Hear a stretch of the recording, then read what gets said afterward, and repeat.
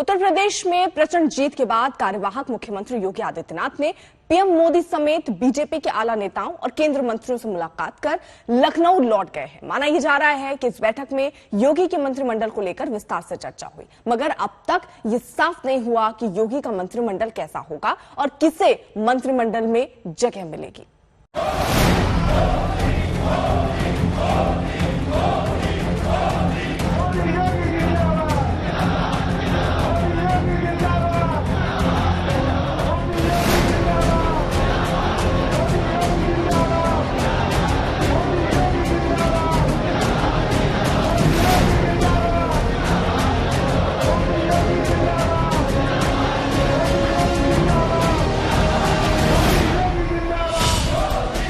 सदन से सड़क तक मोदी के नाम की गूंज है।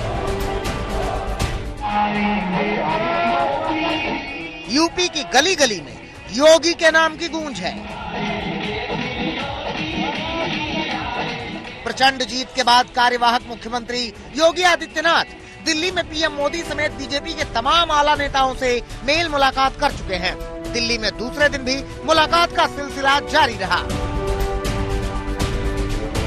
योगी ने केंद्रीय मंत्री अनुराग ठाकुर से मुलाकात की, केंद्रीय मंत्री नितिन गडकरी से मुलाकात की। इसके पहले पीएम मोदी मुलाकात के बाद योगी को बधाइयां दे चुके हैं और योगी पीएम को शपथ समारोह में आने का आमंत्रण दे चुके हैं।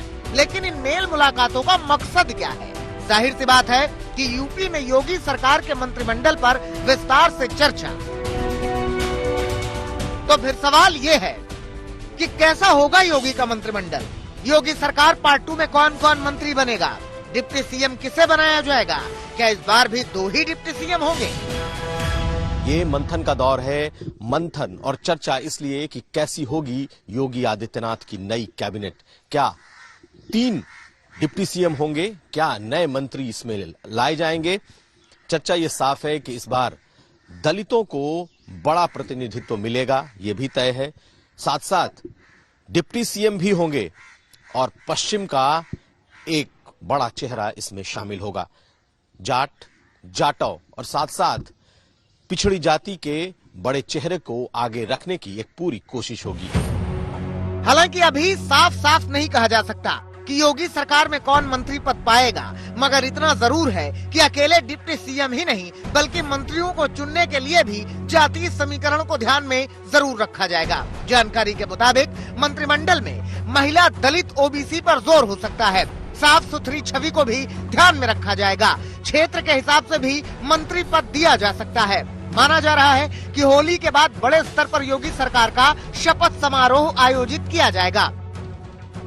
उत्तर प्रदेश के चुनाव में बुलडोजर पर जमकर बयानबाजियां हुई थी। दरअसल बुलडोजर का मसला सीधे सीधे लॉ एंड ऑर्डर से था और योगी आदित्यनाथ अपनी रैलियों में बार बार कह रहे थे कि यूपी में कानून को तोड़ने वालों की संपत्तियों पर बुलडोजर चलाने में सरकार नहीं हिचकेगी। बुलडोजर रुकेगा नहीं, माफिया के ऊपर बुलडोजर चलता रहेगा। दंगाइयों के फोटो फिर से लगाएंगे चौराहे चौराहे पर और नोटिस जाएगी कि तुमने इतने साल पहले दंगा किया था, अब बेटा समय आ गया इसकी भरपाई भी कर लो। और इसलिए भाइयों बहनों, एक तरफ विकास है और विकास के साथ साथ माफिया के खिलाफ बुलडोजर भी है। ये वही चला सकता है जिसमें दम होगा। योगी के बयान को अखिलेश ने हाथों हाथ लिया था और योगी आदित्यनाथ को बुलडोजर बाबा तक कह दिया था।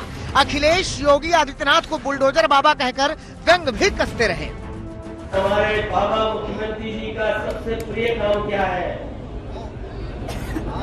हमारे बाबा मुख्यमंत्री जी को 2 चीजें पसंद है, एक बुल और दूसरा बुलडोजर। इस बार योगी सरकार बुलडोजर की रफ्तार को और तेज करेगी। मतलब ये कि लॉ एंड ऑर्डर के मसले में उत्तर प्रदेश की सरकार इस बार और सख्त होती नजर आएगी। इस बात पर आश्चर्य नहीं होना चाहिए कि सरोजिनी नगर से जीते राजेश्वर सिंह और पूर्व पुलिस अधिकारी आसिम अरुण को भी जगह मिल जाए। तो पीएम मोदी ने जैसे कहा था बीजेपी होली के पहले होली मनाएगी, वैसे ही बीजेपी में होली हो रही है। भाजपा के कार्यकर्ताओं ने मुझसे वादा किया था कि इस बार होली 10 मार्च से ही शुरू हो जाएगी। हमारे कर्मठ कार्यकर्ताओं ने ये विजय ध्वज फहरा करके इस वायदे को पूरा करके दिखाया है। अब देखना ये होगा कि योगी सरकार के नए मंत्रिमंडल में किसकी होली रंग बिरंगी होगी। इंतजार है कि कैसी होगी योगी सरकार पार्ट 2।